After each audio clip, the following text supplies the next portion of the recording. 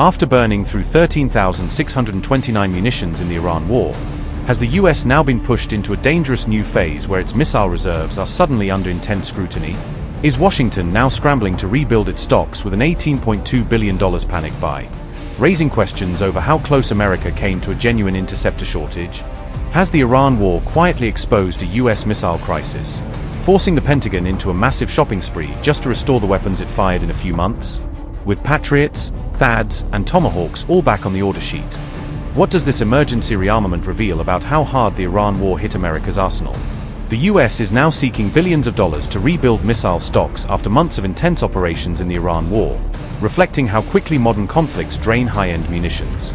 On July 31st, Bloomberg revealed that the Pentagon has submitted a new $67 billion emergency request, a package explicitly tied to the ongoing Iran conflict and its costs. Within that broader request, $18.2 billion has been earmarked to replace key missiles used during recent operations, focusing on the most advanced interceptors and cruise weapons. The funding plan has been formally submitted to US Senate and House Defense Committees, signaling that Congress is now being asked to sign off on this rapid rearmament push. Bloomberg's report comes after months of US strikes on Iranian targets and repeated defensive interceptions against incoming missiles and drones across the region.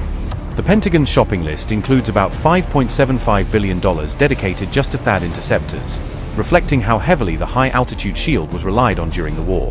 Another $5.57 billion are set aside for Patriot PAC-3 MSE missiles, the Army's frontline air defense rounds that have been fired repeatedly to stop Iranian attacks. Around $1.9 billion would go to Standard Missile-6 interceptors, a versatile Navy weapon used for both air and missile defense in contested waters. Some $1.3 billion is earmarked for new Tomahawk cruise missiles, replenishing the long-range strike inventory that has been used for precision hits on Iranian targets. A further $1 billion would fund SM-3 Block IIA interceptors, crucial for exo-atmospheric missile defense and increasingly central to US-led protection. About $992 million is allocated to AMRAAM air-to-air missiles, ensuring US fighter jets can continue to engage hostile aircraft and drones without worrying about shortages. The list also includes roughly $692 million for precision strike missiles, expanding the Army's ability to hit key ground targets at long range with conventional warheads. US officials say this emergency request reflects growing concerns over America's missile stockpiles, which have been visibly strained by sustained high-tempo operations. American forces fired 13,629 munitions during the recent Iran conflict, according to Bloomberg, a figure that highlights just how intense and prolonged the campaign has become. Pete Hegseth notes that the request also includes around $21 billion to speed up missile procurement, aiming to push industry to deliver faster and in greater volume. Part of that accelerated funding is targeted at lower-cost precision munitions, which planners hope will carry more of the burden in future operations without exhausting high-end stocks as quickly. Bloomberg's breakdown suggests the funding could buy about 1,137 Patriot PAC-3 MSE interceptors, significantly rebuilding the air defense magazine after months of heavy use. It could also fund roughly 479 THAAD interceptors, restoring the high-altitude layer that has protected bases and allies from Iranian ballistic threats. Around 462 Tomahawk cruise missiles could be purchased, reloading US and allied ships and submarines with long-range precision firepower. The plan includes enough money for about 442 SM-6 interceptor missiles, bolstering the Navy's ability to defend fleets and coastal assets against complex air attacks. Finally, about 433 precision strike missiles could be acquired, expanding the Army's capacity to strike critical nodes deep inside an adversary's territory.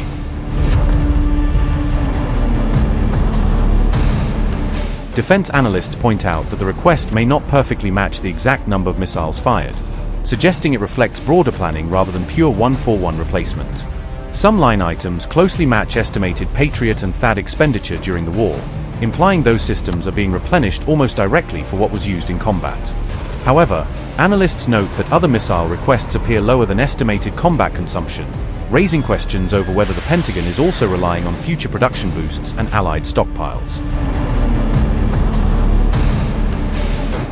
US air defenses in the Middle East are no longer attempting to stop every Iranian missile or drone, shifting to a more selective interception posture.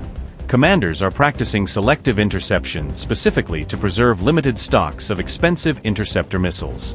The policy prioritizes threats that could hit US personnel, critical facilities, or key allied targets, rather than every incoming munition. If a missile or drone is headed for an empty area or an abandoned building, interceptors may be withheld to save ammunition. This approach has reportedly been used since the early days of the war against Iran, becoming a routine part of air defense planning. Such ammunition conservation practices are common in many militaries, but in this conflict they carry extra weight given the scale and duration of combat. The war is now in its 5th month, and concerns about U.S. ammunition and interceptor levels are steadily growing. One consequence is that some Iranian missiles and drones are still able to reach their targets instead of being shot down. In most such cases, these impacts occur at low-value sites or locations where no U.S. personnel are present. Officials say that in some instances bases were deliberately left to be hit when empty of troops, to conserve interceptors for more dangerous attacks. This marks a change from earlier practice, when almost all threats near U.S. sites were engaged whenever possible. Senior officials say they cannot fully confirm whether any unintercepted munitions have caused casualties under this approach. They acknowledge that the strategy carries real risks even as it helps save high-end interceptor missiles for critical engagements. Since the war began on February 28, U.S. bases across the region have suffered heavy damage from repeated Iranian attacks. U.S. Navy headquarters in Bahrain and Army facilities in Kuwait are among the hardest-hit sites in the current campaign. Reports also describe damage and casualties at American-linked facilities in Qatar and the United Arab Emirates. Saudi Arabia, Jordan and Iraq have likewise seen U.S. sites struck during Iranian missile and drone barrages. Preliminary estimates suggest that repairing and rebuilding damaged facilities across the region will cost billions of dollars.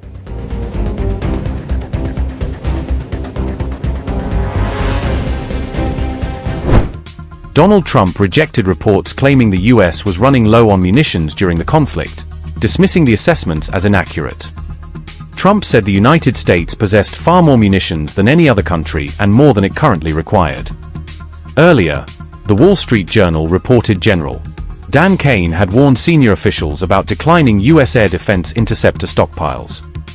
Meanwhile, Qatar and Oman discussed diplomatic efforts aimed at implementing the recently announced U.S.-Iran Memorandum of Understanding. Qatar urged all parties to pursue dialogue and safeguard freedom of navigation through the strategically vital Strait of Hormuz. As diplomatic contacts resumed, Al Arabiya reported China worked with Pakistan to help revive U.S.-Iran negotiations. Axios reported that CENTCOM chief Brad Cooper also urged ending strikes around Hormuz after the campaign had reached its objectives. According to Axios, Cooper assessed that the operation had significantly degraded Iran's ability to conduct maritime attacks. Cooper reportedly said most designated military targets had already been exhausted during Operation Epic Fury, Axios reported.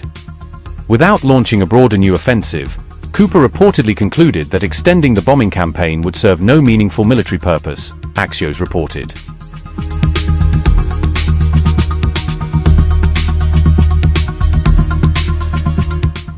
The Strait of Hormuz remains the biggest flashpoint in the escalating confrontation between America and Iran, with tensions continuing to rise by the day. On July 26, the IRGC Navy claimed that 6 vessels were prevented from crossing the Strait of Hormuz during a fresh maritime operation. The IRGC further alleged that the halted vessels were issued a firm warning before being forced to remain anchored in the strategic waterway. This came as a senior Iranian official declared that the Strait of Hormuz remains firmly under the complete control of the IRGC Navy. An Iranian parliament member boldly claimed that the Strait of Hormuz would remain under Iran's control forever, regardless of outside pressure. Aliaddin Borajerdi also asserted that the Bab al-Mandab Strait would continue to remain under Yemeni control despite mounting regional tensions.